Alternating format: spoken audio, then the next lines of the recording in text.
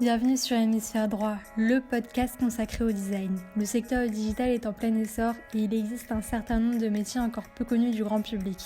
Nous allons au cours de ce podcast nous concentrer sur les métiers du design graphique au sens large. Hello Antoine, Salut Anna.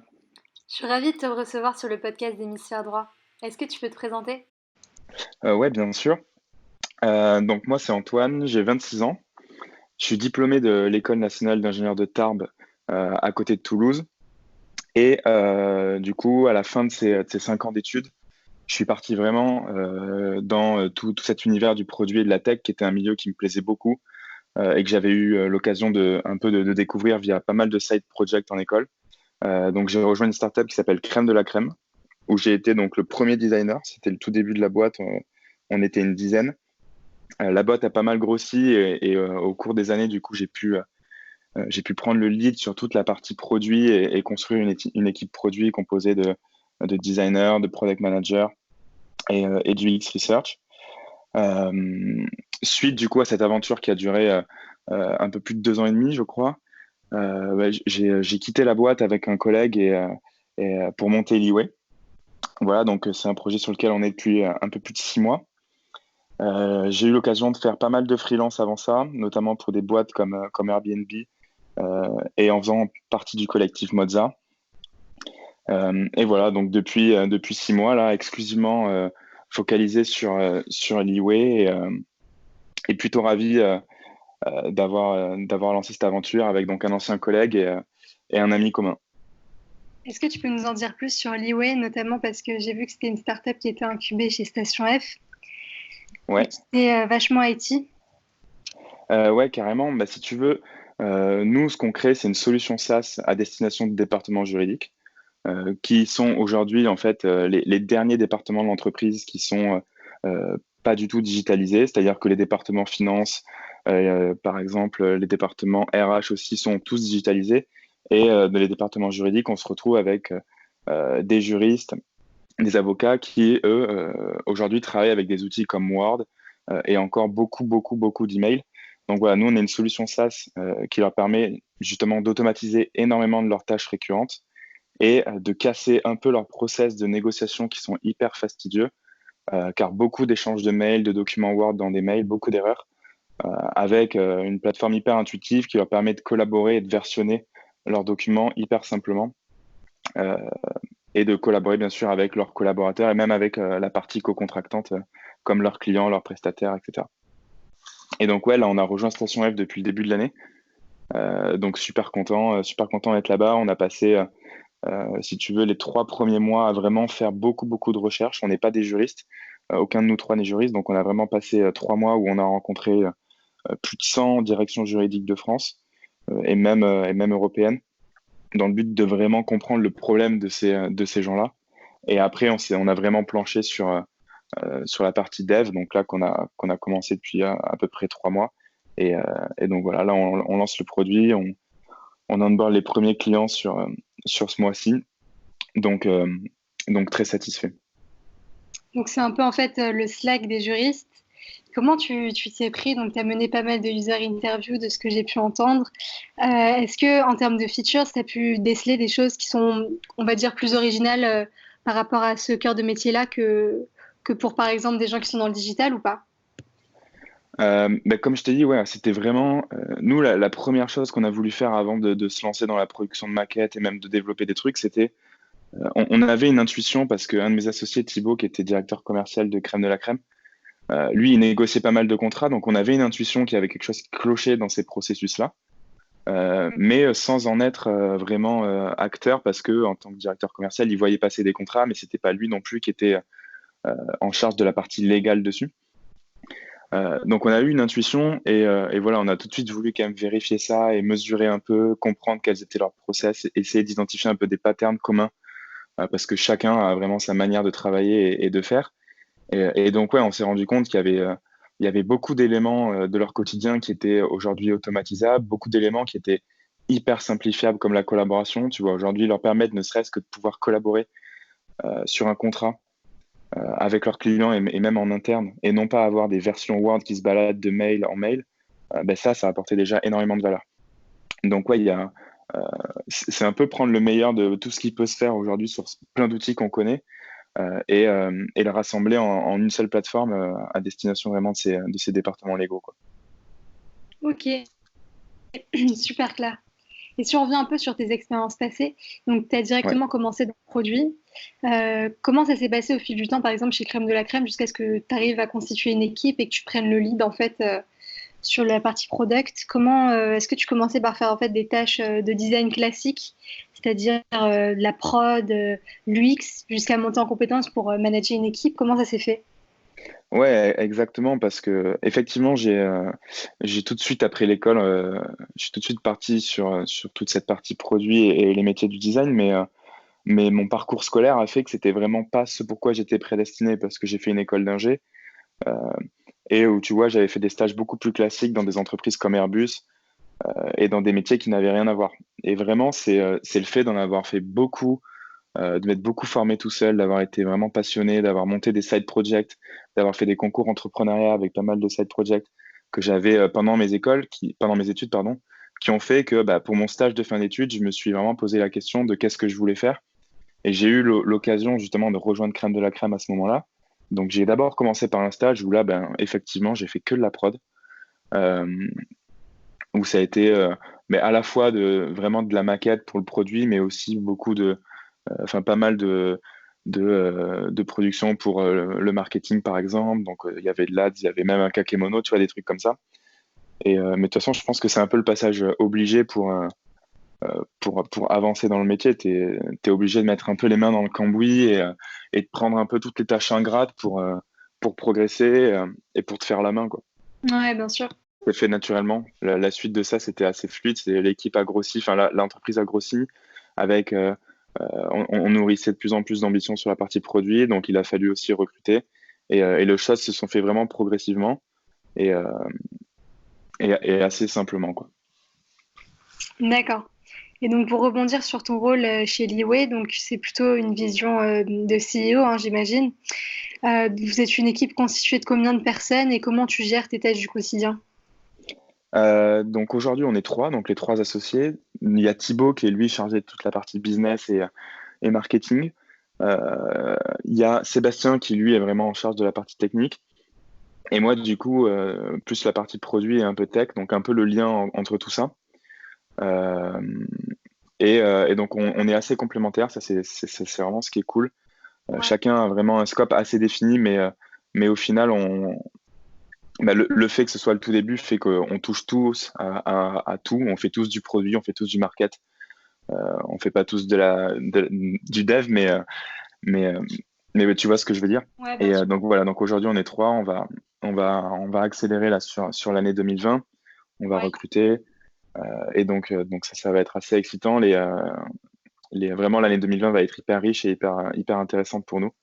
Et là c'est vraiment que le début de l'aventure, quoi. Vous êtes incubé dans quel programme à Station F? Nous, on est incubé, si tu veux, dans l'incubateur de l'EDEC, parce que un de nous trois, justement, Thibaut, a fait l'EDEC, et comme ils ont un programme là-bas, voilà comment on a pu rejoindre la Station F. Est-ce que tu peux nous en dire un peu plus sur le stade de développement de Liway? Ouais, bah là, les prochains mois, comme je t'ai dit, là, le fait qu'on onboard les premiers clients, ça fait qu'on a beau avoir une roadmap assez claire et précise de ce qu'on doit faire sur les 3 à 6 prochains mois, on sait pertinemment qu'il y a beaucoup de choses qui vont popper de la part des clients. Donc, on va avoir les 3 à 6 prochains mois vont être hyper excitants sur la partie tech et produits parce qu'on va avoir beaucoup de nouvelles idées qui vont apparaître de la part des utilisateurs. On va devoir concilier tout ça avec notre vision et là où on veut aller le plus rapidement possible. Donc ça va être un beau défi sur la partie vraiment product management. Et, euh, et voilà, donc de toute façon, nous, on est assez clair sur ça. Notre enjeu principal, il est technique. Donc l'année 2020, on va accélérer, comme je te le disais, on va recruter notamment sur la tech. Donc, ouais, des gros challenges sur cette partie-là pour les prochains mois. Donc, tu as commencé par faire du design jusqu'à monter en compétences pour manager une équipe. Pourquoi cette volonté en fait de toucher à tout? Qu'est-ce qui t'a plu le plus parmi toutes ces expériences? Voilà, c'est vraiment l'ensemble. au sens large, c'est vraiment un peu la pierre angulaire de la boîte. C'est vraiment le département qui collecte le feedback, qui le transforme en feature, qui la délivre avec la tech et qui mesure l'impact, qui détermine si c'est les évolutions futures, etc. Et si on revient sur la partie un peu plus design en tant que telle, quelle est ta perception des tendances actuelles? Je t'avoue que je suis pas beaucoup l'actu, les nouvelles tendances et tout. Aujourd'hui, ce que je me contente de faire, c'est vraiment de prendre un peu le temps chaque semaine de me balader sur les sites comme Dribble, lire pas mal. J'essaye de lire aussi pas mal ouais, d'articles pardon, pour me tenir au courant.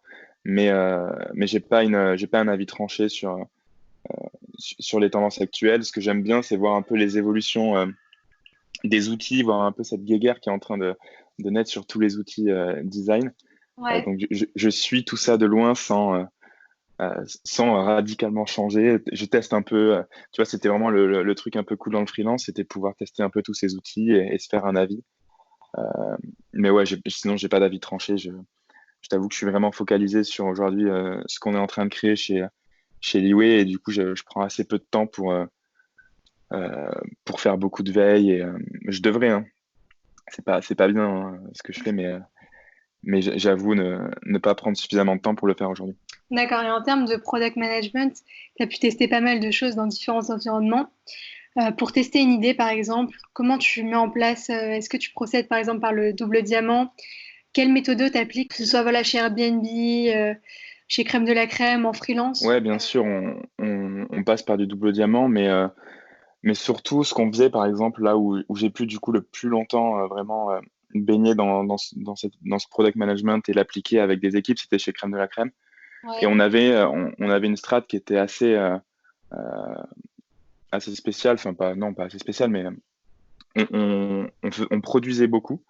On produisait beaucoup de maquettes et on avait une équipe du coup UX qui était chargée de faire tester beaucoup de choses. Donc on voyait beaucoup d'utilisateurs. On avait, si tu veux, des tests utilisateurs qui avaient lieu toutes les semaines de manière hyper récurrente. Donc on avait une équipe design qui produisait beaucoup et à côté vraiment beaucoup, beaucoup de tests. On prenait le feedback et on essayait de faire ça de manière hyper régulière. Et justement, le fait de pouvoir faire ça sur du design, ça nous permettait après de mettre en production des features qui étaient pas mal déjà, sur lesquelles on avait pas mal de certitudes, versus avoir une idée ou avoir un feedback, faire une feature, la passer en dev et avoir du feedback dessus. Là, on avait déjà pu collecter beaucoup de feedback sur des maquettes. Donc, des maquettes, sont des éléments sur lesquels on pouvait itérer hyper rapidement, bien plus rapidement et bien plus simplement que sur du dev. Mhm. Donc, c'était un peu notre manière de faire et notre manière de se protéger un peu de lancer des features dans le vide, quoi, qui avait aucun écho. Voilà un peu le. Et aujourd'hui, ben, le fait, si tu veux, d'être vraiment en mode bootstrap au tout début de la boîte, Ouais. on a fait un peu pareil, hein, on a produit pas mal de maquettes. On a fait tester beaucoup sur du InVision euh, pardon, pas à des utilisateurs, mais justement au tout début, quand on rencontrait les directions juridiques, on commençait déjà à faire tester des prototypes et pour avoir du retour dessus, comprendre un peu aussi quelle était leur barrière, parce que ils ont beaucoup d'habitude aujourd'hui sur des outils comme Word, donc vraiment essayer de mesurer qu'est-ce qui était beaucoup trop radical quel changement était trop radical aujourd'hui et comment du coup nous on allait pouvoir amener ça dans le temps en commençant par d'autres features. Donc, donc ouais, toujours ce contact avec les utilisateurs finaux quand même, ça reste un peu la ligne directrice quoi. Tu as pu bosser sur différents produits dans différents secteurs. J'ai une question assez générale. Par quel moyen tu arrives à capter l'attention dans une société qui est vraiment sursollicitée? Ouais, c'est une super question, c'est une question super dure à répondre. Moi, je suis assez partisan des interfaces qui sont hyper sobres et justement du coup qui sont assez neutres parce que je me dis quand même beaucoup que le design doit être au service de l'expérience et que du coup, si toi, la première chose à laquelle tu penses quand tu arrives sur un site, c'est si tu remarques le design, c'est soit que tu es designer et que tu te rends compte que le truc est hyper clair, ou alors que tu n'es pas designer et que du coup, le design est super mauvais à tel point que c'est la première chose que tu as remarqué sur le site. Donc, nous, on essaye d'avoir une expérience qui soit la plus fluide et la plus transparente possible. Et du coup, je pense que le moyen de potentiellement capter vraiment l'attention de l'utilisateur, ça peut être vraiment sur des petits détails, tu vois, ce qu'on appelle les little big details.